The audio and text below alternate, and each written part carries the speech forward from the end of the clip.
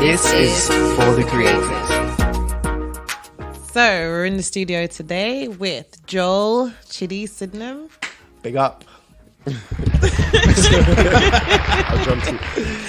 for having me, coming guys. down, man. Yeah, no problem. Thanks for having me. So happy to have you. We're big fans of your work on Instagram, and we just want to Thank delve you. into the mind of Chidi. Yes, feels like there's a lot to unravel there. Good luck. Definitely. So can you tell us a bit about yourself and Yeah. what you do? So I'm a visual artist as well as a songwriter and a poet. I say visual artist because I'm a painter, but I use like other mediums as well. Like I incorporate like photography into my work. I do like collages as well. So I just say visual artist to like encompass all that. I'm completely self-taught. Like I did a degree in chemical engineering, Wow. but I've just always drawn. I've always like, I did art classes as well when I was younger. So like my style is a bit of a blend of like formal art with like just sort of like doodling and street art and stuff that I've just learned by myself. And yeah, and I've always written poetry as well. I've always just liked writing, like creative writing, like fiction. Yeah. And just like, and I just have a thing for like rhyming as well. So the songwriting just kind of happened by chance.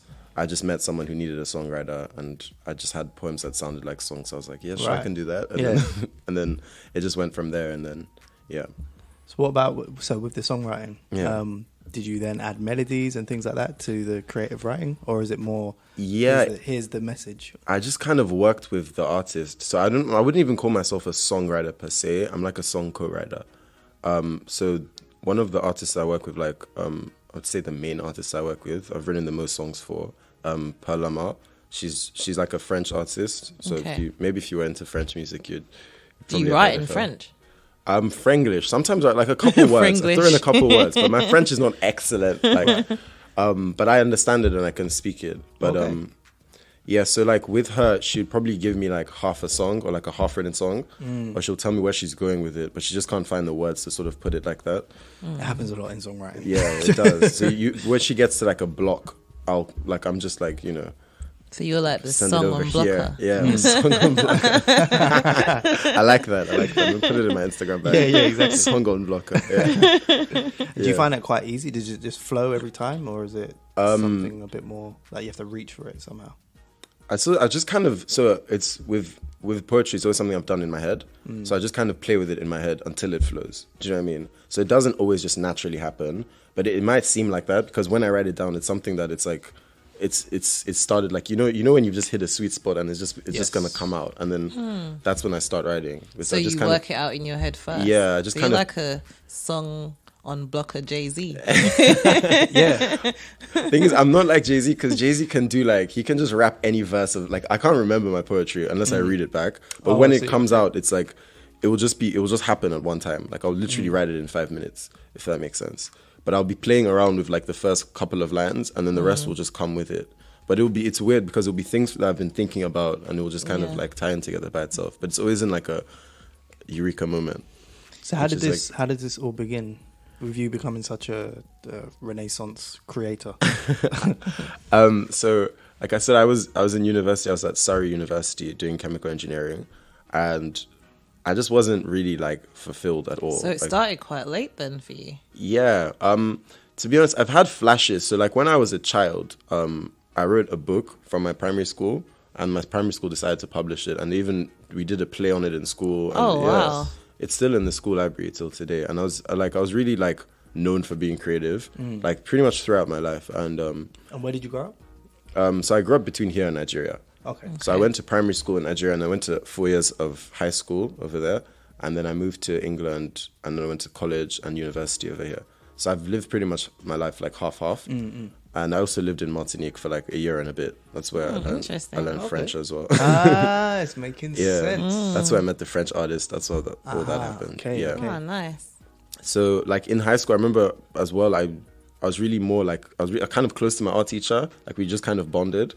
And he just used to take me to galleries and stuff. I sold a couple of pieces when I was like 14. And that was Oh, my wow. first experience with art, yeah. But then I kind of gave that up because I thought like I couldn't have a serious career, or like I couldn't, like I was, or maybe I was too smart to be doing that. I know as like as demeaning as that sounds. Was that coming from your parents as well? Yeah, or? it was definitely well, not necessarily like, not like directly. So my parents, like my mom, I'm kind of raised by a single mom, but my mom never directly told me like this is what you have to do. Right. And she was always kind of supportive with my creative stuff, but I just knew that she was a bit prouder of the scientific right. accomplishments. That's where you got that I just idea. kind of leaned towards that. And I've always had a thing for science. I'm a bit of a nerd as well. My dad is a biologist. My parents got divorced when I was like 6 years old, but like having his books and all that stuff around my house, and like my house is literally like just full of documentaries and old biology papers and stuff. So it just kind of has an effect, you know. And Did your mum have more of a creative background, or? no, my mom's a businesswoman. So she ran a super successful fish farm in Nigeria, but she's passed away now. Oh, sorry to hear that. Yeah, but so yeah, that was also one of the factors as well.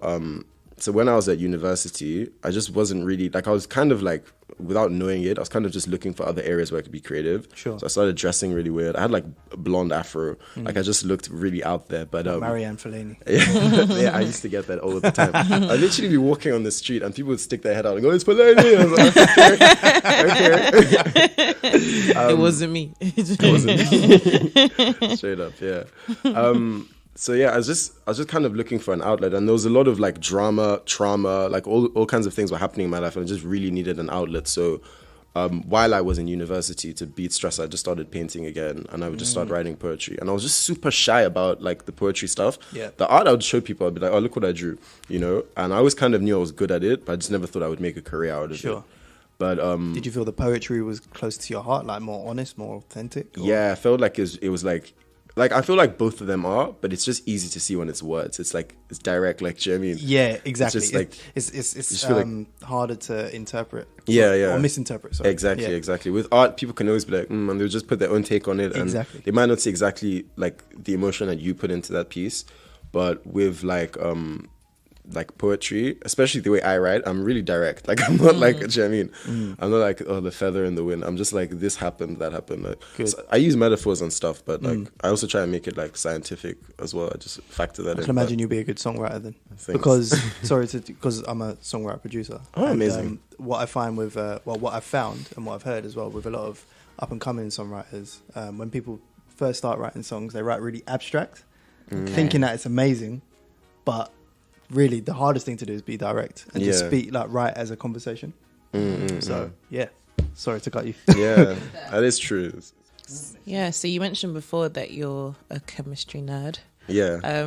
Do you apply that to your art? Because your art's quite psychedelic, so I'm thinking that you don't approach it in, say, the normal like portrait way, or you know, where you're just drawing what's exactly in front of you. Yours is kind of up in the air for interpretation, and there's so many different layers to it as well. Yeah. So is that because of your chemistry background, or? Yeah, I would even broaden it to just say science in general. Like science and philosophy are like a really big influence into like the way I paint and what I paint as well. So with my art, a lot of it is abstract, but there's always symbolism in it. Yeah. And sometimes that symbolism is scientific. It could be like, I actually write chemical equations or do like molecular structures and stuff like that. And I'm really fascinated by like the structure of like atoms, molecules, things like that. Because if everything's made up of that, then surely that's what, you know what I mean? That's like, Exactly. I don't know. It's worth like looking into. So is that why you approach your art in layers? Because you know that even though we look physically as one thing, that we're made up of multiple parts. 100%. And multiple layers. And you can break that down and break that down and break that down. Yeah. And I always try to show like a scale of detail. So I'll have like really big brush strokes, but then I'll also go and do really, really like fine details as well. Just to show like that's kind of how, to me, existence is. It's like you can look at like a cell and look at that all day. Some people study that as a degree, microbiology, do you know what I mean? And then some people study like astrology, which is like, both of them are unfathomable, like just because of the size. One is too small and one is like... It's like it's infinite. Exactly. And while I was at uni, that's one of my favorite parts about going to like such a, I don't want to call it a nerdy uni, but it kind of is. What uni did you go to? Is what it is? Surrey, University of Surrey. Okay. But yeah, is it known for the sciences or something? Or why would you define it as nerdy? People that were there were just really like, so it was like one of the they're lovely people actually, but it was like top 5, and they were really proud of that. And everybody was just really on like academia. There was They were there to study, and there wasn't like, do you know what I mean? A lot of people go to uni just to like experience something different. No freshers fairs. We're just like, no, we're just gonna stay home with the books. Yeah, it was kind of like that. Oh, like it's changing now. It's becoming more like hip and stuff. But when I was there was just nothing for like, especially if you're from like an urban setting, there was nothing. They were playing S Club 7 in my freshers week in the club, and we were just like, me and a couple of other people, in the club, we were just looking around Reach like, what for the happened?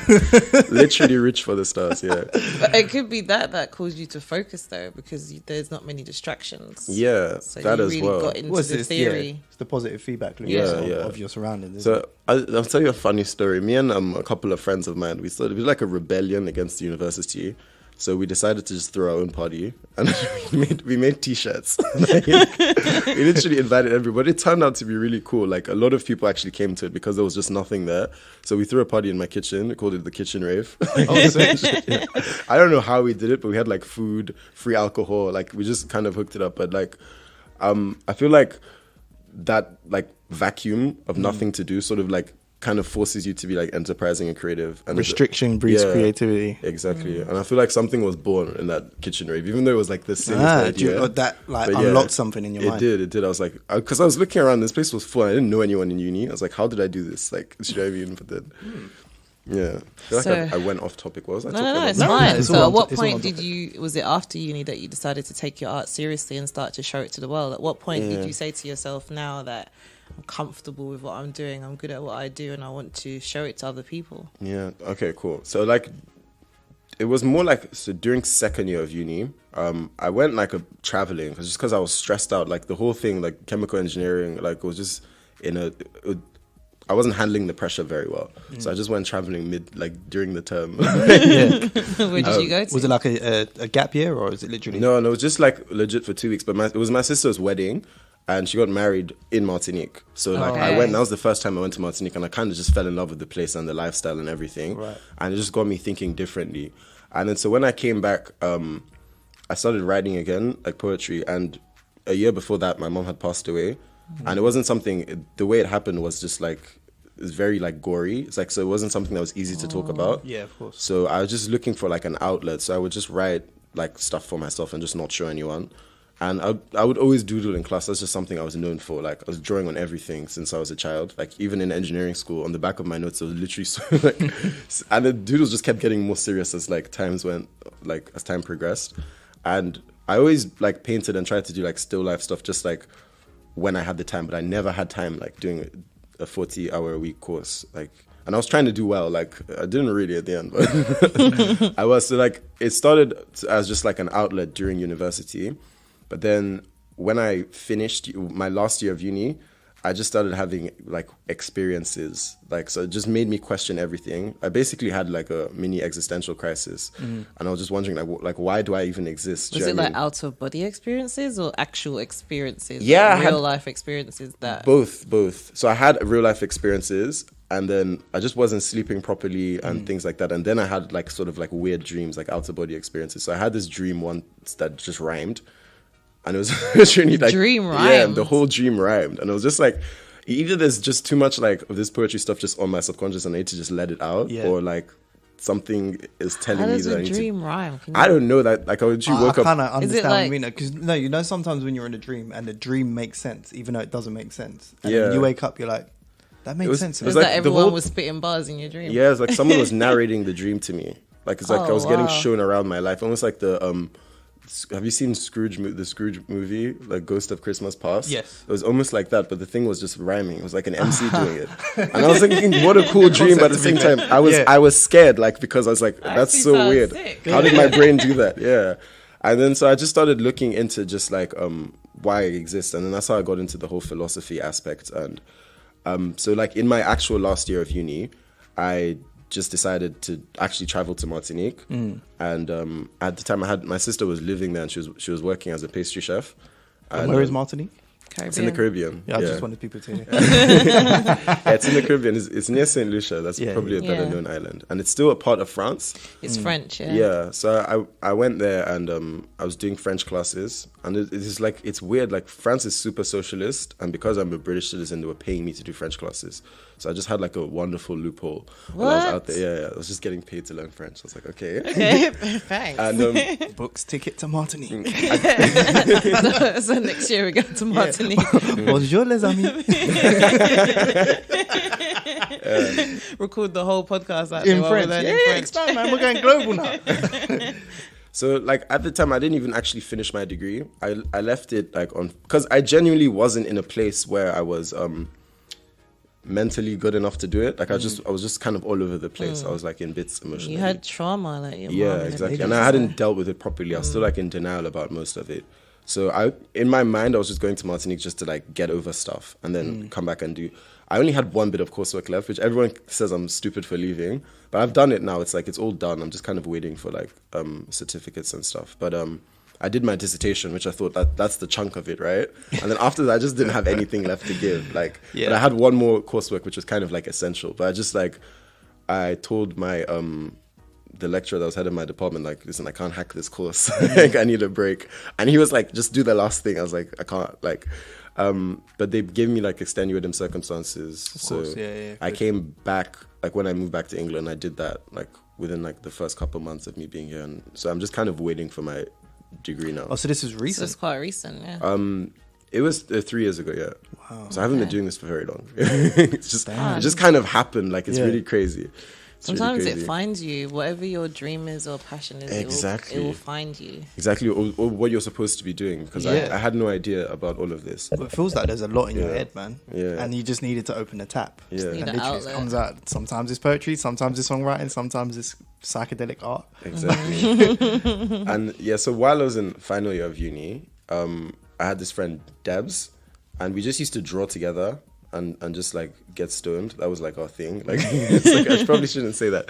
I'll just call him Debs, Mysterious Debs. Okay, Mysterious Debs. He was also an artist, but like he's also studying something engineering related. But he found like a good balance. He's kind of doing both at once, which I kind of really admired. And then we just used to draw together. But then I just found it's like so relaxing, and I kept thinking to myself, some people get to do this for a living. Like some people get to do something relaxing for a living. Whereas with engineering, it's like I could always kind of do it, but I found it so stressful. Like from 9 a.m. to 4 p.m. stress. Do you know what I mean? Everything about it was just like stress, and that's one of the reasons I even like started smoking. I mentioned getting stoned because I just found stress. just to relieve the stress. 'Cause Escapism. I was never like that before university. And even with my art, I do it completely sober. A lot of people think I'm on psychedelics because I make psychedelic art. I was going to ask that. No, I've literally like, I've like experimented once or twice, but I've never, like, it's not something I do regularly. And this was only because I kept meeting people through my art that were like, yo, you should try this or you should check this out. Or like, do you know what I mean? And do you think that opened up different parts of you in terms of creatively? Or I feel like it Did it help? affirmed parts of me that were already open. They just kind of opened by themselves. I feel like maybe it was just the stress that opened those parts of me. oh shit, It was just Because the- they say the that pressure I though, was because under, yeah. when people who have dissociative identity disorders, it's usually because of stress, because our mind is able to split into different compartments, and it splits especially to deal with stress. So it's almost like a protection mechanism. So maybe your brain did that unknowingly, and that's when the art came out. Yeah, It started to flow out of you. sounds like it makes sense. It's like escapism. So there's one part of your personality that comes out, because there's actually a lady who has about 12 different personalities, and she's an artist, and all of them draw completely different. Yeah, they have different styles. They have different styles of That art. is And fascinating. you speak, and then she has a daughter, and some of them don't even recognize her daughter. So when she's in another personality, she doesn't even know who her daughter is. That's Or, pretty or, deep. Sometimes I or feel some like of them I've have fascinating. some of them have raised the daughter, but not as their own. Yeah. As something completely external to them. But she's like a well-renowned artist, Yeah. Wow. and There's, that when you see the work, it's just like yeah.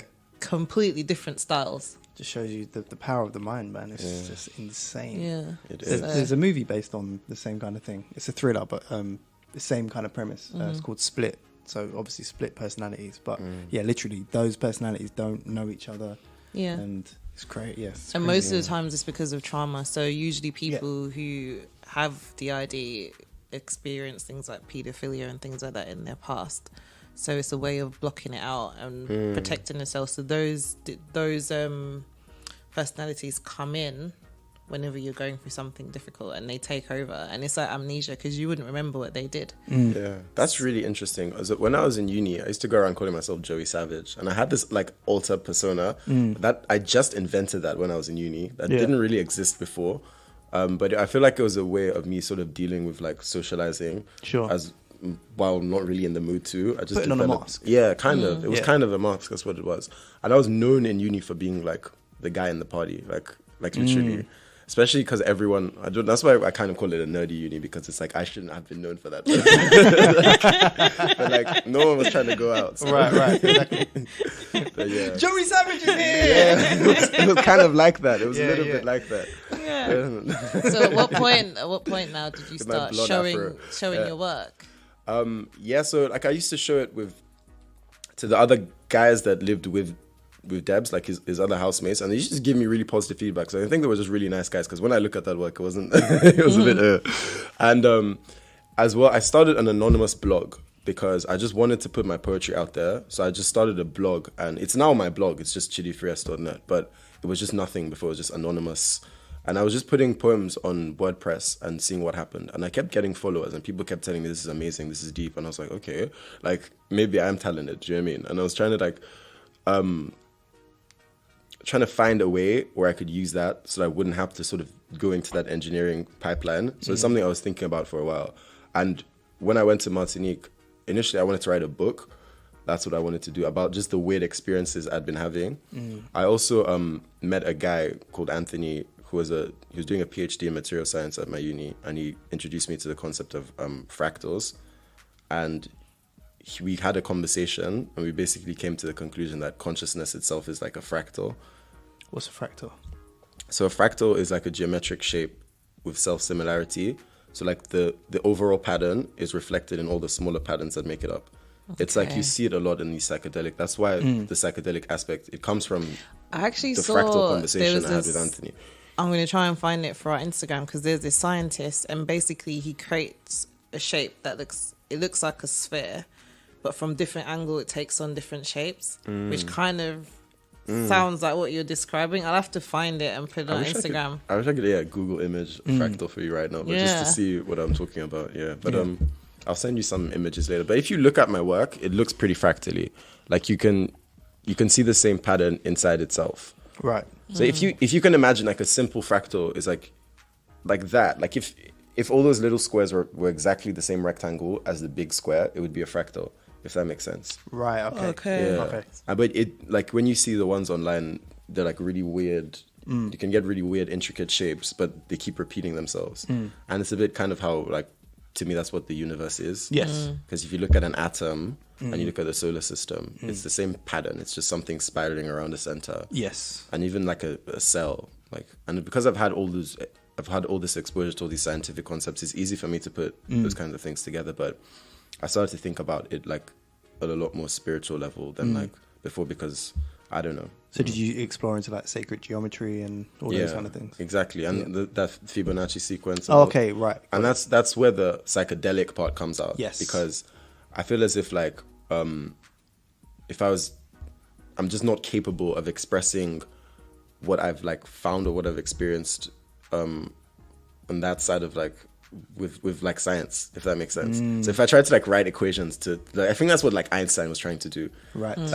He's like a big inspiration to me. It's weird. I've always kind of like looked up to Einstein since I was a kid. I read an Einstein book, and just the way he comes up with his ideas, he's like a daydreamer. And that's kind of how I think as well. And that's one of the things that motivated me to think that I could be a scientist. Right. Even though he wasn't successful as a scientist. Like he also didn't finish his degree. He's the way he looks at the universe as like energy and like all the whole relativity and the patterns and stuff like that. I feel like he's just trying to quantify what I'm trying to like qualify through visual art, if that makes sense. But I'm just expressing my experience. I'm sure that's exactly what he was trying to do as a scientist. Well, I don't know. I can't say for sure, but I feel like that though. Yeah. But I feel like if I was more like left brain, to put it that way, it would be easier for me to put it in equations, but it's just easier for me to put it in paintings. So that's what I love that. Yeah. I love that. Yeah. So deep. Yeah. Like, all me of my think. questions just sound so boring now. So then, is this why you use poetry as the captions for all of your art on Instagram? Yeah. What comes first? Is it the poetry or the art? Do you know what? It was really a friend of mine as well. He's a musician. We were writing poems together one day, and he suggested that I should put them together. But I'd never really thought about it. I always saw them as two separate things. But then now I would like write a poem and try and make a painting of it after, or like try and write a caption in like poetic form, just because I feel like I'm trying to like complement the two. And it's not why I do it, but it's just something that happened. Like my friend just kind of suggested it, and I liked it, so I just kept doing it. And it just makes my blog look nice when there's a picture and a poem and a picture and a poem. So I just kept on doing it. But yeah. Cool. And as well, but with the poetry, it's giving me so much like food, like so much stuff to write about just for my own poetry. Yeah. Like trying to understand consciousness. That's pretty much like my drive as an artist. Trying to understand my own consciousness and the consciousness around me. That's given me so much material just to write about and to paint about. It's just like, it's endless. It's an endless quest. So how right? do you feel when people interpret your art in their own way? Because I know that art's always up to interpretation, right? Yeah. But yours seems like there's so many different layers to it. So when exactly. someone looks at it and they tell you, you know, I've interpreted this as that, So how like, do you feel about that? Or do you want your art to be interpreted? I do. I love when people have their own opinion on it. That's something that always fascinates me. So like, that's part of why I do it the way I do it. I leave room for like ambiguity so that people can project their own sort of conscious thoughts on it. And then it sort of tells me a bit more about my expression and a bit more about like what that person is like seeing. Do you know what I mean? It's like a mirror or like an interface between my mind and their mind, what they think of my art.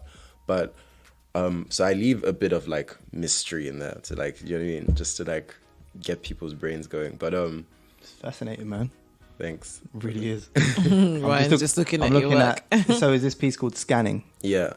Yeah, I want this. No, So it looks like, It's actually at a bar in Lewisham. I just dropped that off today. yeah, because that's another thing I was going to ask. an expo When on did you Sunday. get into If you guys want to come, monetizing it's expo this Sunday, Lewisham. Yeah, that all happened in Martinique. So like that was a really like, it was almost like a pilgrimage for me. Like, yeah. I feel like I didn't finish answering the other question though. What were you It was along the lines of when did you start like showing it? Okay. So it works nicely to say when did Okay, you cool. monetize it? Okay, cool. So after I went to live in this island for a year, right? And I was doing my French classes and I was sort of working in a bar as well. And while I was doing the French classes, I kept just introducing myself as an artist. And I was like, this, I'm just going to do this. People were like, what did you do in London? I didn't want to say engineer because I wanted to like sort of change the way I thought of myself. change the narrative. Yeah, so I was like, I'm just an artist. So you So I- reinvented yourself. Yeah, so they just so they basically, because I was from London, they just got excited that this artist from London. So someone actually asked me to do a commission for her husband, and I was like, "What?" Like, What, without actually seeing anything? Just off the basis that you said you're an artist? Or did yeah, they see yeah. something? She saw some of my Oh, work. okay. I had this folder. Oh my god, I had this folder that of like little small drawings I just carried everywhere, and I was like, "Look, I'm an artist." Oh, like dope. that was like my passport validation. Yeah. That check me out, I'm an artist. And then yeah, she wanted a drawing. It's actually still on my Instagram. So Jimi Hendrix. And I also like I just had fun with it. So I was like, I'm just gonna go for it. I took the money. I was like, I needed it as well. And I just did a Jimi Hendrix drawing the way I would like draw Jimi Hendrix, and she loved it. Like, she even paid me extra, like on top of what. Yeah, so I was like, okay, upon delivery. so I was like, okay, this is That's when it something I made can do. sense. Yeah. So then I started putting my work on Facebook and stuff, and people were just asking, are they for sale? Are they for sale? And then I was like, yes. Do you think it's because you finally own the fact that you're an artist? That 100%, you were that- able to just start Yeah, doing it? I feel like you definitely have to like see yourself as what you're trying to become, like 100%. Because that's what people buy into, right? Yeah, Because art is art, and not anyone can do art, but anyone can apply paint to a canvas. But it's the story that people yeah, buy exactly. into, isn't it? It's who you are and 100%, the meaning, 100%, the interpretation. putting into it. And yeah, I and wrote, plus that's there's only one of those. Exactly, it's an original, exactly, and it does look like Jimi Hendrix. It's pretty cool. She liked what I did with the colors as well. I wouldn't like for super bright colors because Jimi Hendrix is someone that I like. Very He's just vibrant. A cool, There you he's a go. cool Yeah, guy. he was very vibrant. Yeah. So do you like license out any of your work? Because I know that you designed for the organization that you work for. Can you tell us a little bit about that? How does that work? Because like the hat that you're wearing. So And the hat that you gifted us as well. yeah, Thank you. okay. So this hat is part of like a wonderful social enterprise that a friend of mine he's like a friend of mine, Jack Fellows. He started it, and it's a social enterprise.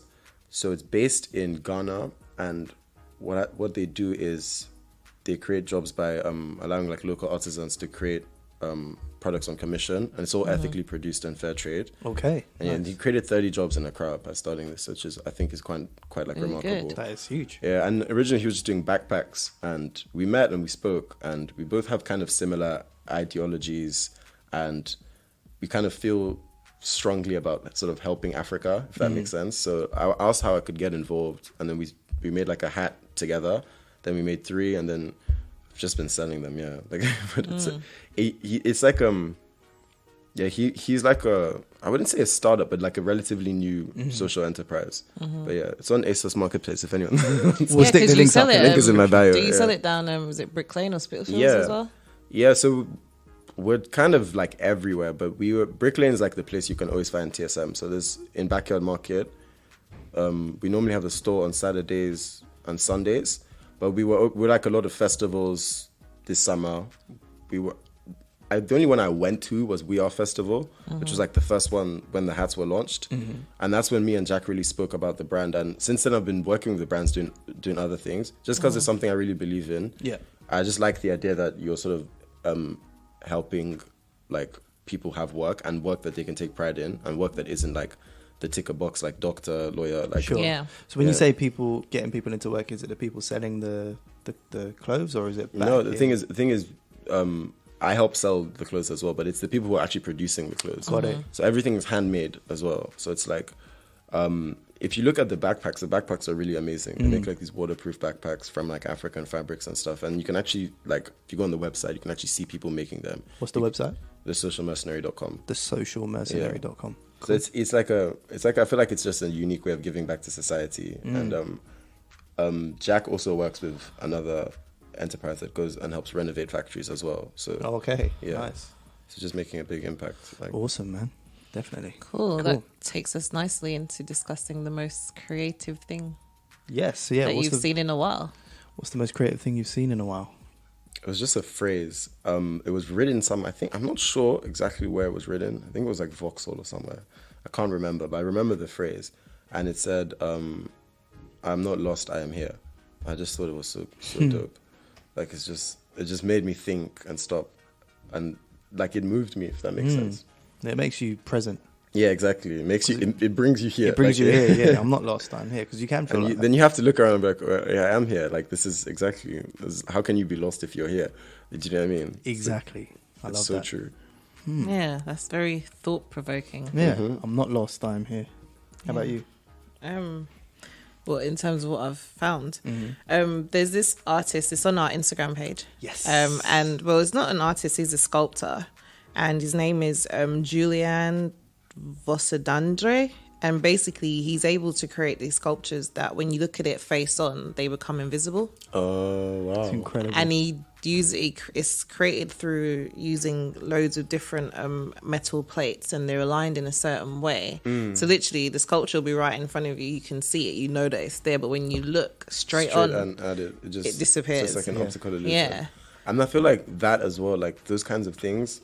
That's what I'm trying to do. Maybe not as well as him, but just play with people's perceptions. Yes. Like, what am I actually looking at? Do you know what I mean? And then that's how I feel like more people should be at reality. Because that's what I happen to have. Like, that weird experience in uni just made me question everything. Like, what is actually in front of me? And then I started to look at it on like a chemical level and on like on an atomic level and every different kind of level. And I tried to incorporate all that back into the art. Like, there's this thing I tell people a lot about a tree.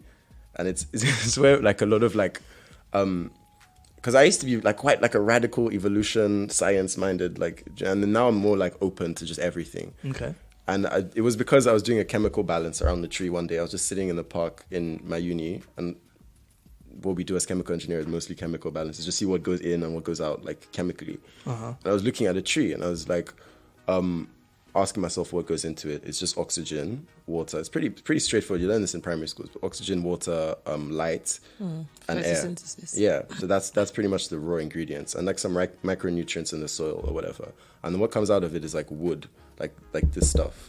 Like I just think like that's the most efficient process I've ever seen. And there's no waste. There's no like, and the rest is food, like fruit that you actually eat. Yeah, I find that amazing. And it's like exactly. And at Just the time, the fact that trees produce food. Exactly. And air. Exactly. And it just comes from a seed. You put a seed in the ground, and the rest just happens by itself. And I was thinking like, I'm trying to like at the time I was designing like a plant for like a project for my uni, but I was thinking like, I know all this stuff and I can't design anything nowhere near this sufficient, and this is just happening by itself. So just again the crisis. I was like, how did I evolve? Why did I evolve? Right. Why am I here? Am I here? Like, am I real? And is chemistry the most sufficient way to answer that question? Yeah, no, not really. Now I'm looking more into like philosophy and spirituality and stuff. Yeah. Chemistry was just something that I just had a knack for in school. Like I was just good at it. But I feel like when you study chemistry, like pretty much any science, when you get to like the core level of it, like when you're thinking about what's actually happening, it's like it just makes you think about life differently. So when you think about the way things bond, and like I use words like bonding a lot in my poetry, because it's like I have a poem about a proton, even like being positive and negative and the things like that, and like it's just the way things are attracted and repelled. It just makes you think about life completely differently. Yeah, because sometimes I think about life that way. I feel like we're everything and nothing at the same time. And that's exactly what, 100%, yeah. Because when I think about it, it's like it's endless. Exactly. But then it could just be an illusion at the same time. There's an interesting at the same thing. time is the key thing you said there. Exactly. Because it can actually be at the same time. Yeah, literally. I just feel like sometimes I literally feel like, you know, when they say, what's the word for it? That this is, it starts with S. Simulation. A simulation. Oh, simulation. That sometimes I feel like this is else. just a simulation. Like, are we actually here? Because then when I dream, because we were talking about that this morning, it's like, I started our watching dreams as videos well? like that on YouTube. And then you start thinking, you know, if we're all just energy anyway, so technically our dreams can be just as real as real life. And your mind doesn't know the difference. And which one is the dream and which one's real life? So that when you start thinking deep like that, and I'll just remember what we were speaking about this morning. So the theory was, because you know sometimes you'll be in a dream, and in that dream you want to go to the toilet. Oh, okay, things like that. And it feels super real in the dream, and you wake up, you're like, oh shit, like. So you're kind of awake in the dream. You're awake in the dream, and that you feel it. But so the theory is, every time you go to the toilet, you're actually dreaming in like an alternative like dimension. You just so it's which one's the dream and which one's real life. Yeah, you could be thinking that you're in the dream, but that dream could be another dream in a dream, and Inception. it's just endless. And when you think about frequencies and the fact that everything's operating at the same time in the same space, it makes me think, is the dream just that I've just gone down to another dimension, like you know, and I'm just experiencing that element of my life? Because one of the things I always get is deja vu, and I can't explain sometimes how I know things, even things that I've never been exposed to in my life. And it just makes me think like, where did that come from? And then you see some children who come back and they tell stories of like a life that they've never even lived. And it's crazy. So many things that can't be explained with our limited like knowledge. weird things like that. Like even like when I got to Martinique, I was really looking to like Hermeticism. Like, I don't know if it's like Egyptian spirituality. Okay. I was actually ready to read anything at this point. Like, so I wanted answers. But when I got to the island, my nephew, who was living there at the time, he drew like the Eye of Horus, and he literally gave it to me. And his explanation for what it was like, oh, it's a mountain or something. I can't remember, but it was literally the exact shape of the Eye of Horus with like all the detail, everything. And I was like, what? It's not a mountain. I just watched a video like about that, like before I got on the plane. Nuts. Yeah. And it's crazy. Like, And what? And he perceived it to be something completely. yeah, he was like, "Oh, I drew a picture. It's the mountain and this and that and that." I was like, "Okay," but I literally was gleaming at me like the eye of Horus. Do you know what I mean? Wow. And I kept having things like that. So I just Have you read the Celestine Prophecies? no. You should check it out. Yeah, definitely will. Yeah, it's like they say that it's fiction, but for me, I think it's real, and I think Alex spoke about it as well. But Yeah. it's such a deep book because it talks about energy Yeah, and how it all interrelates. And like for me, like I love plants, yeah, and I know that my plants respond to me. yeah. Most people think I'm crazy. No, But I like. I know for a fact that whatever emotion I'm going through, my plants are going through it. Like this year has been not great for me, and none of my plants have flowered.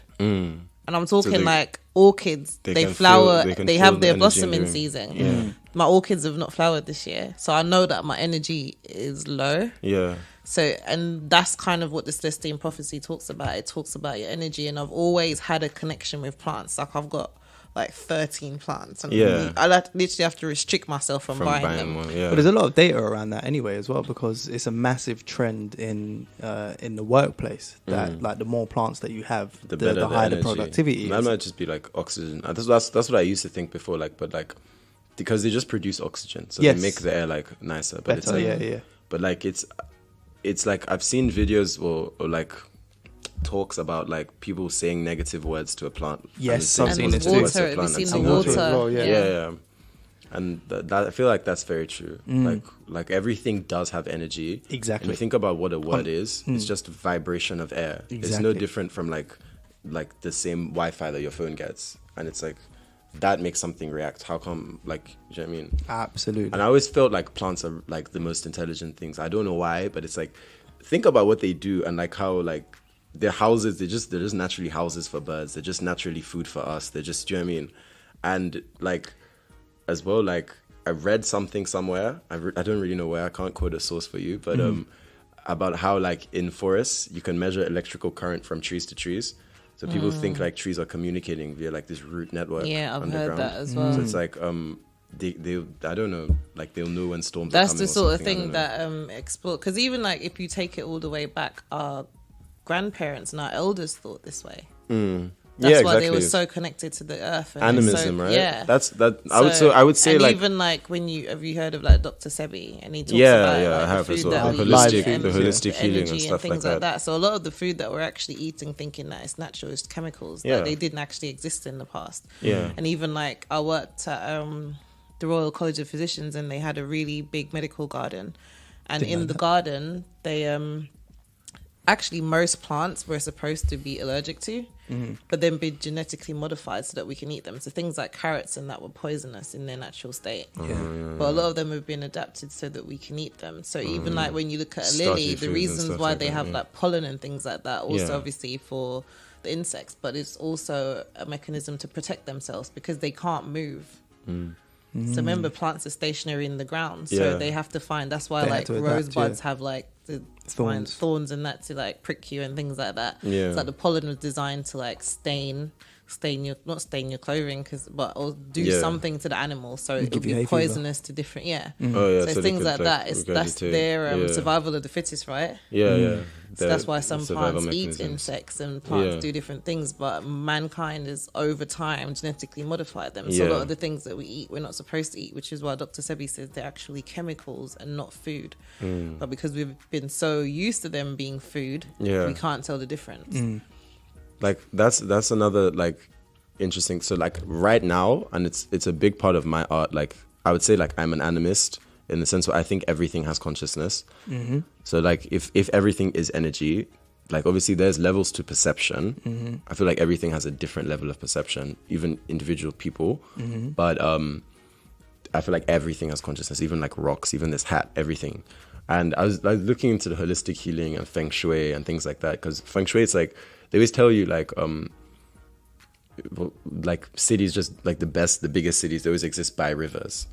And Yeah, that's right. It makes sense, like in terms of like a river is like a natural source of water and it's like good for transportation and stuff. But still, it's like I feel like the energy as well has There's an elemental thing to it, yeah, I think we've As a kind of factor. found our topic, guys, yeah. without Honestly, choosing the topic. Yeah, exactly. Well, I don't know what the topic is, but it's something Yeah. to do with energy and art. As well, like one of the things that made this like a paradigm shift in my head from like just thinking scientifically to just being more open to things like symbiosis. I don't know if you've ever witnessed that. So I literally watched a bee, like I get bored and I just stare at stuff.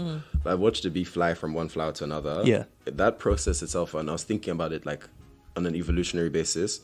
A plant and an insect, there's completely different species. But how have they evolved to the point where they're codependent on each other and they coexist? But and also, one's literally dependent, like the flowers can't reproduce without the bee. The bee is essentially the penis for the flower, you know? And the bee can't survive without that flower reproducing. So it's but just also like when you look at it's like plants an organ, in is it UV light, that they have landing strips. It looks like landing strips for the bees. For the bees, exactly. So they know they've exactly, and then it's just weird things like that. But it's the food chain though. Yeah. You know.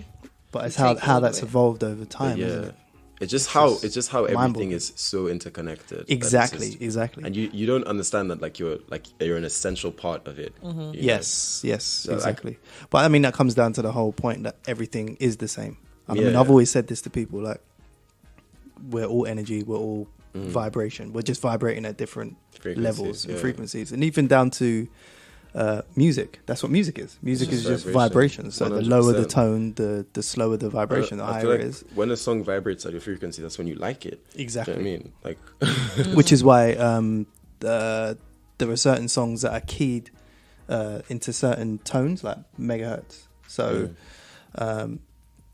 if you search on YouTube, for example, they're going to be like some meditation music, and it might it might just be like one tone, which are like 533 megahertz, for example. And should I say 533? Yeah. I just have a thing for that number. It's weird. Yeah. That's nuts. Okay, so see, you're connected madly. So so that tone kind of gives you a certain feeling, and then there's other tones as well. And it's said that like 528 hertz is supposed to be like a really good. I don't know. I've just heard a lot of an uplifting tone. So it's, I don't know if this is a myth or anything, but it said that Bob Marley realized this and tuned all of his music to this frequency, so that I don't know if it was 533, okay. But there is a frequency, so it's still in C, D, E, F, G or whatever, but it's like tuned slightly differently. I've heard about this before.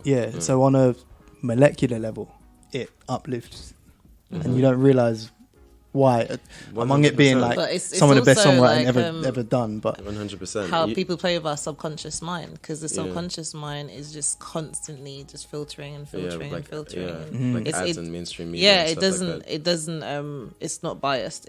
It just records. Yeah, it's a camera. Exactly. Literally, whatever input you and do, output. And I feel like that's why there's like niche music. So there's like a certain type of person that's gonna like a certain type of like weird or out there quirky music, and there's like commercial music. When you think about how people think, there's also a niche way of thinking, and it's like I feel like the way you think is ultimately what dictates your vibration, right? Yes. And I feel like there's a commercial, just mainstream vibration that people are just bound to be at, and they just go through the motions. And I feel like when you're one of those people going through the motions, you just like mainstream music, you just eat at McDonald's, you just like just do the tick the box stuff, like, do you know what I mean?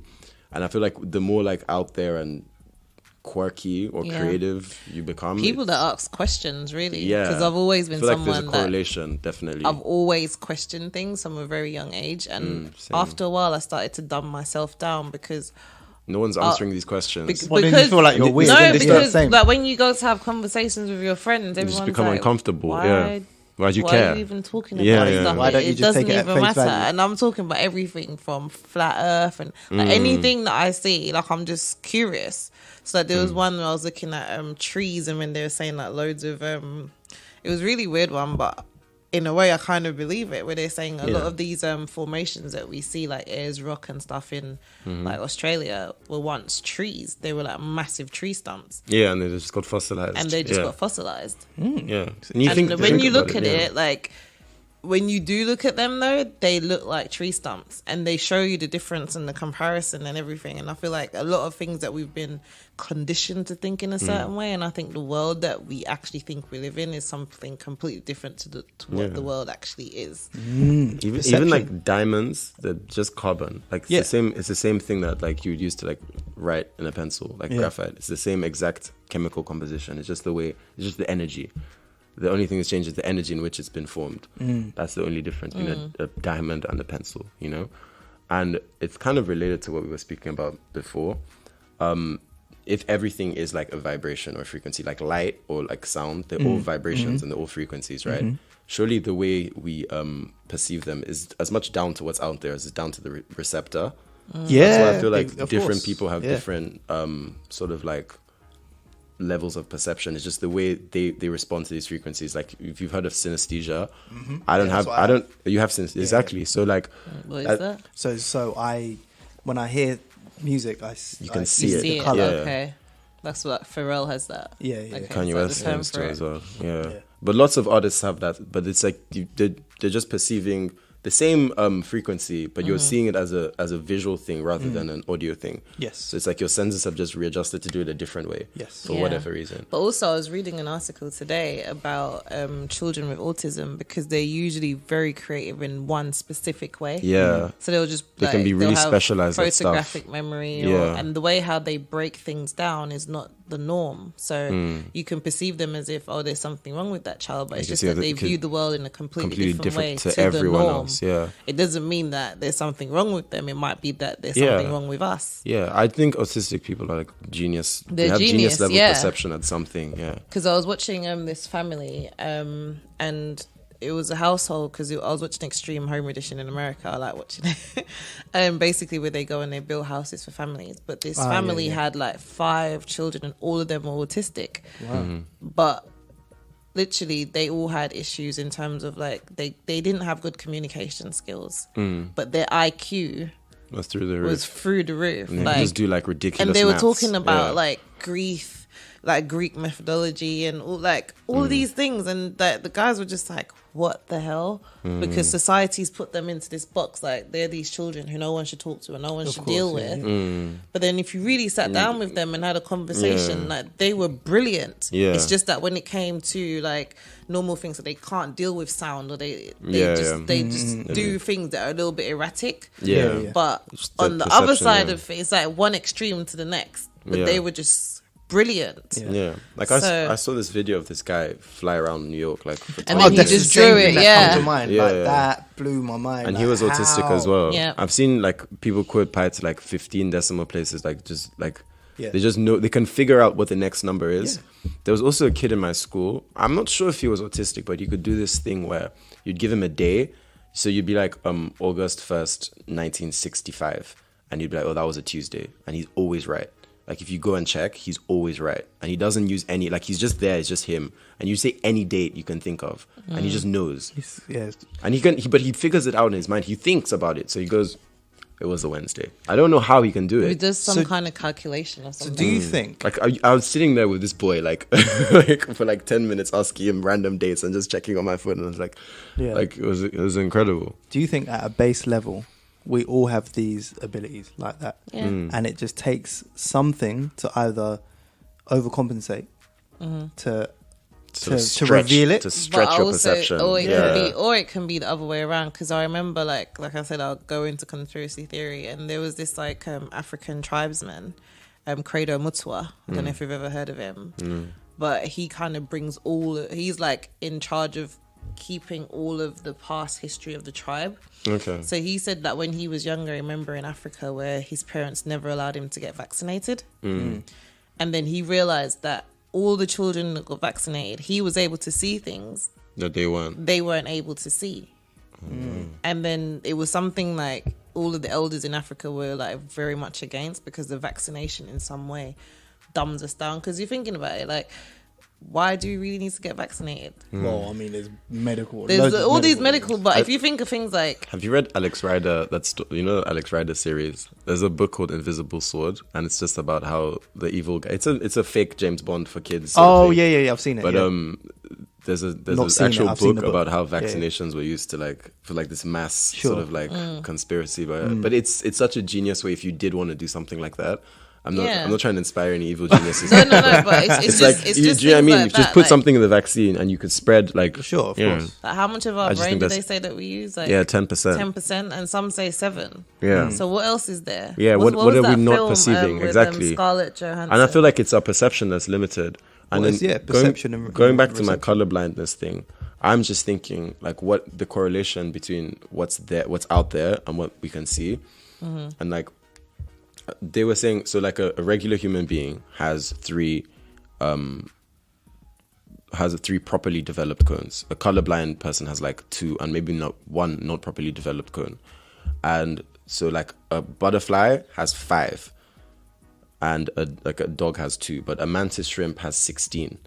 So like when a dog sees a rainbow, it just sees blue and green. And we see 7 colors, and a butterfly sees like 9, and a mantis shrimp sees like 23. So there's 23 colors in its rainbow. And so it's like, what is like What What is else what is is out colorblind? there? yeah, Yeah. that we're just not Exactly. able to see. It's the same as sounds. Like up to a certain note, we can't hear it, and dogs Yeah. can. Yeah. Yeah. So, like you said, it's about perception and then 100%. reception. But it's Yeah. also like when you think about aliens, because I've always believed in aliens. I feel like you'd be ignorant to think that we're the only thing in that this existed. universe. Yeah. And I Well, just we feel are. like they operate on a different frequency to us, Yeah. and they're alien because they're not of this planet. Yeah. I feel like we're born, but our body is Yeah. a reflection of the planet. So it's a reflection. Well, of, look, if we traveled, when we travel somewhere, we'll be alien to something else. Exactly. Right? So, it's So I just feel like stupid to think. a lot of otherwise, this, so, I think a lot of it is ignorance is comfortable. Yeah. Sometimes it's Yeah, just people a- just they're ignorance afraid, is bliss. They're right? afraid of that So- sort of like not knowing feeling. Yeah. Yeah. But that's like afraid of being insignificant. yeah. I think that's more. But I what feel it like is. it's you. It's like she said earlier. You're everything and you're nothing. I feel like you feel like it'll make you feel just as significant as insignificant. I feel like that's what life is about. That sort of balance. Yeah. Between knowing that, you know, everything is about you, but nothing is really about you. You know, like It's one of them things like how can you think it stops at you? Yeah, But like it that's is like. Have you seen that graphic of the cell carrying dopamine on no. a strand of? Yeah, I'd have to say. I'll put it in the description. Oh, cool.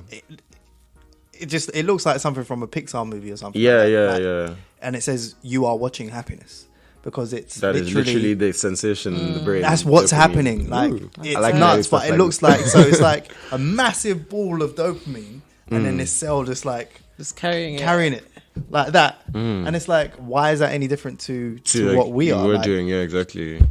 It's crazy. Fascinating. And it's Yeah. doing that to make you happy. And Yeah. sometimes you don't realize what you're doing or why you're doing it, but you don't think of yourself as part of a bigger system. No, exactly. I mean, there's so many layers to that, but ultimately, it's about stories that we believe in, and the narrative that you believe in defines the life that you live. Yeah. So, and with 100%. narratives have codes and conditions or rules that people abide to or not. Have you heard of Sapiens by Yuval Harari? This is what I was about to say. Yeah, that's literally one of the main points he makes in that book. Yeah, like exactly. the whole of the Declaration of Independence and the Code of Hammurabi. And it's like once enough people believe in something, even like supporting Arsenal, like I can just meet like a random guy on the street and we both support Arsenal. That gives us like a common common ground Yeah. to stand on. I'm glad you said Arsenal. Yeah, you see, There's evidence. Exactly. But and then Way. he makes No, a it's true, brilliant yeah. point that that's what money is. He calls like it the great facilitator because everybody's kind of connected in this sort of quest for money. Yeah. But it makes things possible that wouldn't be possible. Yes. Like people can have business meetings and all. There Like you it's go, actually because like causing society to 'cause it's interact one thing because that of this everyone believes in. idea that exactly everyone believes in Absolutely. money. And yeah, if you know about what people believe in, you can play with that. Like I feel like a lot of people have done that with religion over the years. It's like been course. documented, you know. Yeah. No conspiracy theory. It's facts. It's facts. Like people believe in stories. That's why you have different religions. Yeah. That's why you have different And another ways of doing thing, things. sorry to get all conspiracy theory on you, but I feel like they also immortalize the storyteller. So whoever tells the story gets put on this pedestal as he's not human or he's superhuman. Yeah. And it makes it inaccessible to like the rest of us. His experience can't be like recreated or like Right. because Yeah. it's this superhuman thing. That, Right. do you know what I mean? It's like and that compounds over Yeah. time as well. And So even the though- older the yeah. story, If the more important it is. yeah, and if you look into the actual teachings of these people, they're all trying to tell you that I'm not superhuman. I'm just like you. You know what I mean? Yes. They're all literally trying to like Exactly. And just to go back to imagery and what you're talking about aliens, and this is what makes me think. So how come? So everyone knows what alien looks like, right? But why? How? because it's what we've been fed. Yes. but how? Yeah, there's a common Because idea of what an there's a alien common should look idea, like. right? Yeah. So we can't, as humans, literally like think of something that isn't inspired by something by else. something real. Yeah. So where did that what's come that from? about? No, but there's a whole thing about people like in ancient Greece couldn't see the sea as blue; they saw it as green, something like that. I don't know, man. I shouldn't bring it up because I don't. Really And then the full story. and then the sea is not blue because Yeah. that's the thing. It's a reflection. Yeah. So But there's when you also look a at story water, it's not about. blue. There's also a story about when the Wright brothers invented or made a plane, and there were people when they flew the plane because no one had ever seen it before. They couldn't see it Oh, it just didn't because register it was so in their consciousness. Yeah, it wasn't there. Oh, Yeah. wow. Yeah, it's true. Even some of that, like I feel like also like African history is also very buried as well. It's also the story, like, it's true, like what you're saying, like the whole perception. Like if you read like Things Fall Apart, have you ever read that? No. It's a really good book, but he kind of writes the story like that. So he calls like the horse like so he calls a bicycle a metal horse. And it's like the man tied his metal horse to the tree and he just leaves you to figure it out because he's just telling the story from the perceiver of the story. I love that. Yeah, it's What's the book called? Things Fall Apart. Things Fall Apart. Yeah, I'll but it's find it and it's put it about in the colonialism. description. But then also as well, like that's another thing as she kind of going off what you were saying a bit, but if I colonize you and I erase your identity, whatever story I tell next is the story. So like someone can come to your You country, just described the British Empire. It's true though. If someone could come to your country and you could be living like just as advanced as them in some ways, but they want to depict you as savages, they will. Do you know what I mean? No, but it's even like the story of the Caribbean because I grew up in the Caribbean, so I was never even told that we originated from Africa. I always thought we originated from Arawaks and Caribs, which came over from South America. Yeah. It was only when I came here that I knew I was from Africa. You know what's And the stranger thing about it is obviously they'd inhabited the Caribbean islands way before the white man came. Yeah. So the white man came and made them slaves. Yeah. But it's the whole story of Christopher Columbus. How do you find something? How do you find something that's already there? Yeah, exactly. Yeah, so it's all of those things. It's British Empire, man. But we can go so deep, guys, and the whole thing. we've gone completely off tangent. Yeah, but just a quick interjection there. While I was living in Martinique, I realized because it's still colonized by France, so you actually get to experience colonialism like modern day firsthand. Right. They teach them in school that they're the descendant of Napoleon. Which to me was raising like red, orange, blue, every color flag, whatever you want to call it, like whatever you can perceive the flag as, it was raised because it's like that's just not true. Like you can't expect a grown human being to believe that, but some people do. Yeah, they're like, I'm the descendant of the Gaul. I'm like, no, you're not. Like, but like. If you non-believer, shun the non-believer. If you then you see like there's another that's like one extreme type of Martinican. Most people are kind of in between. There's the other extreme type of Martinican where they've just rejected everything colonialism has ever taught them. So they don't trust anything from the West. And they just have big Africa chains and they don't even know which country in Africa that they're just the whole Africa. Like, yeah, I am Africa. Do you know what I mean? And it's just like there's everything is white devil because it's like. It's gone from one extreme to the because other. it's just like you just want to reject. You can't like take bits and pieces of the truth. It's like, oh, you told me like.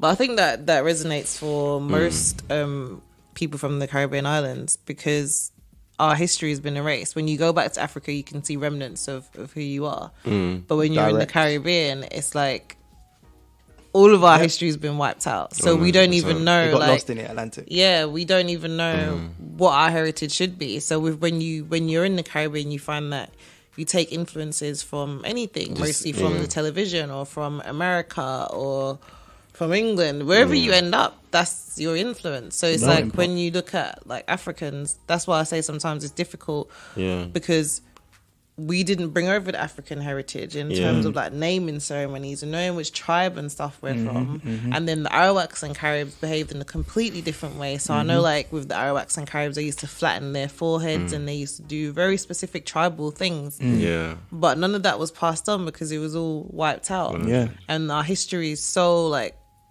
convoluted. I don't know if that's the right term, but it's difficult to know where you're who you are if you don't even know where you came from. Where you came from. 100%. Definitely agree with that. And that's another thing. Like again, like my journey as an artist, like if you read what's under my blog, it's like self-discovery, self-expression and self-growth. Like that's kind of what it is for me. But like that's why I'm the Afrocentric psychedelic artist. The psychedelicness is me trying to figure out what I am as a being, and the Afrocentric is more like what I am as a person, because I'm literally a product of colonialism. Like I would not exist without colonialism, and that to me is like I have to kind of look into that. Like so, I had to look into African history, and do you know what I mean? Like I have to look into things like slavery because it's part of who I am. Like my dad went to Nigeria as like a missionary for like the war, and he was representing the British Empire when he went. Do you know what I mean? So it wasn't like you know, he just wound up. You know what I mean? It's like it's directly linked to colonialism. So it's like it's not even that off topic because it's a big part of my inspiration, like African history, and you know what I mean. I really look into that a lot. Like, yeah, it's very interesting. What did you say those topics were underneath your bio? Self-discovery, self-expression, and self-growth. Sort of. That's like my motto, if that makes sense. Yeah, that's what the 3 S is, because I'm Chidi 3S. That's what the 3 S is. And my name is multi-layered. Yeah, I think exactly. that's the topic There's of layers the to it. conversation. Absolutely, man. That's what I was hoping we've really captured that. And if you also look at my art, there's a lot of like African symbolism in it. And how did I not mention this earlier? You know, asking me when I made that decision to become an artist. Yes. One of the biggest factors, I started listening to Fela Kuti, who is a Nigerian musician, and he was like famed for being like a social activist, and he was like rebellious against the military government or like the post-colonialist government at the time, which was pretty much according to him, was just like colonialist puppets, just kind of doing the bidding, but not necessarily wearing the title of colonialist. And he was literally obsessed with like African spirituality and African history and things like that. And I haven't looked into it as deeply as maybe I should have, but like I looked into like the spirituality that comes from where I come from in Africa. So I was looking into like all these orishas and like the stories behind them. I'm literally born in a town called Sango. It's the same. It's named after the god. I don't know if you've heard about these orishas. It came up again when I lived in the Caribbean because I met a lot of Cuban people, and for some reason they've carried that over with them due to slave trade. They also really believe strongly, and in people in Brazil as well, they also really believe in orishas, but it originates from like the Yoruba culture. But through slave trade it's kind of spread. And in Haiti as well, they're really big on that. Yeah. But like if you look at Shango, he's a god of thunder.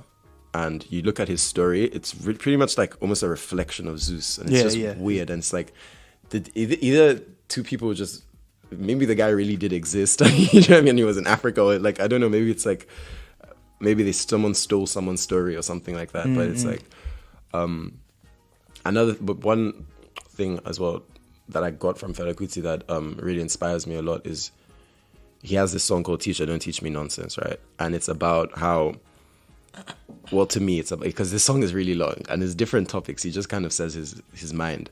But one of the points that resonates is like, if you look at Japan and like the way they've evolved culturally, you look at like their society, there's like, you still see like the influx of like samurai culture in there. Do you know what I mean? They have all that honor, they have the same values, and that's like evolved naturally.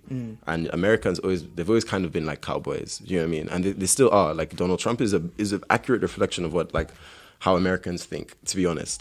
Like, and British people, they've had their tea at 5 for generations. Although now like you might take the tube to get that tea, but there's still things that have.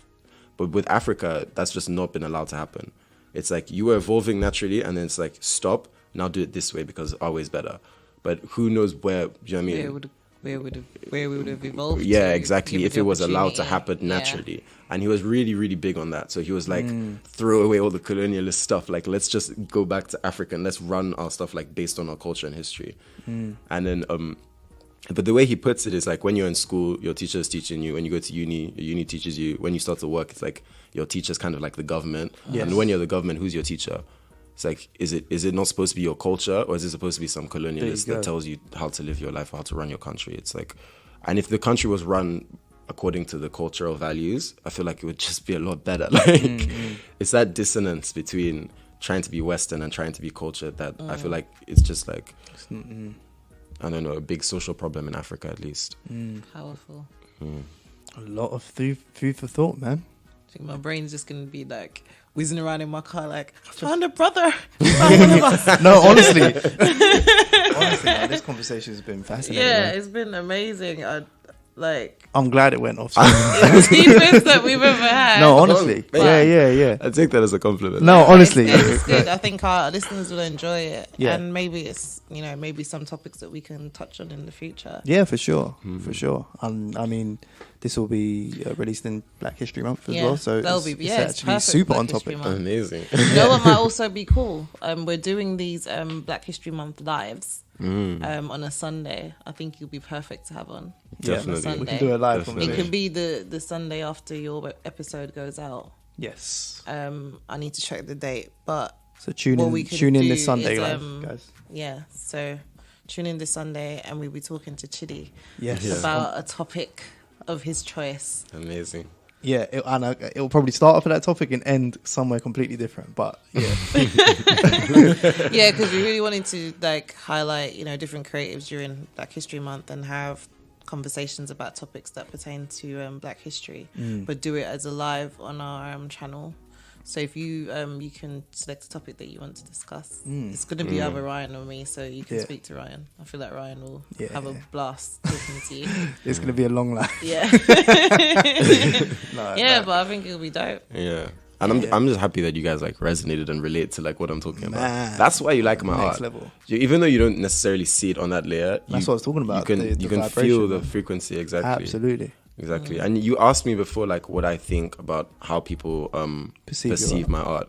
And there's this quote I stole from Da Vinci. He says, the ones who really know, they'll see what they're supposed to see, and the ones who don't, they'll just admire my brushstrokes. And I feel like that's kind of what happens. People are like, oh, it's so colorful, so bright. And I'm like, but look at it though. And then they're not seeing the whole, it's not, they're not spiraling to an existential, but that's fine. But I feel like it's like planting a seed. And it has I've read poems to people and then they've decided to make an actual conscious change in their life. Or people have seen my art and, started to look deeper into existence. And it's not everyone cares, but some people do. So it's I have to do this. Do you know what I mean? It's just, yeah. That's what You a big can't part of please it is. everyone, but I feel like the people, like you said, the ones who should be touched by it will Perception be and touched by reception. Some Yeah. people aren't tuned into that frequency. The ones that Yeah. are will tune Yeah. into it. And I feel like at least the aesthetic, vibrancy of it, at least it just gets people to look at it. Do you know what I mean? And I feel like when they're looking at it, it's gonna plant, something's gonna happen at some point, even if it's not directly through me, but it's like a seed. They're coming across something that's different that, Yeah. maybe they'll question reality too one day. And sometimes there's it's the deeper meanings to subconscious that things. picks it up as well. Exactly. But So- yes. It's been brilliant having you on, man. Thanks, man. Really brilliant. Where can people follow you online? Instagram's my main hub. Facebook, I use Facebook a lot too, but Instagram at Joel Sydenham. Just, yeah, you can find the social mercenary on there if you want to get some stuff. And we'll stick the links up in the description, guys. So Yeah. Amazing. So I know that we've had a long conversation, but there's still one last question. one last question. So, yeah, knowing what you know now, which is a lot. If you could go back to when you last day of secondary school, if you could speak to Chidi then, what advice would you give him? I would give him emotional advice. I'd just tell him it's okay to sort of feel things, because I feel like that's maybe I didn't speak about that much, but that's what learning a lot of this has sort of allowed me to experience. And just if I'll tell him as well, if there's something in your mind or in your heart, to be more poetic, if there's something in your heart that you want to do, it's because it needs to be done. And that's something I've come to believe, which I didn't always believe. So it's if you feel the need to create something, it's it needs to be created, That speaks to me right now. Thank you very much. That's powerful, man. It's true. That's really powerful. Thank you so much. Really appreciate you. I appreciate you guys. Thanks for having me. No, honestly, our pleasure. Honestly. it's been a great convo. It really has we been. should, we should really chill. has What are you guys doing later? I'm joking. Guys, thanks for listening. I'm sure you found this as fascinating as we did. And if you didn't, then you're not on the same frequency. Follow us on Instagrams at For The Creators Podcast, on Twitter at @for_the creators. Hit us up in the DMs. Remember to subscribe, follow and share this episode if you found value in it. Check out our other 40 odd episodes as well, and yeah, get in touch. Yes, guys, this has been a powerful conversation. If you didn't realize, Ryan and I were in our element. So as usual, guys, remember to subscribe, recommend, and share the podcast as much as you can. And we value your ears, so tune into the next episode. Thank you very much. Bye. Cheers. Bye. Thanks.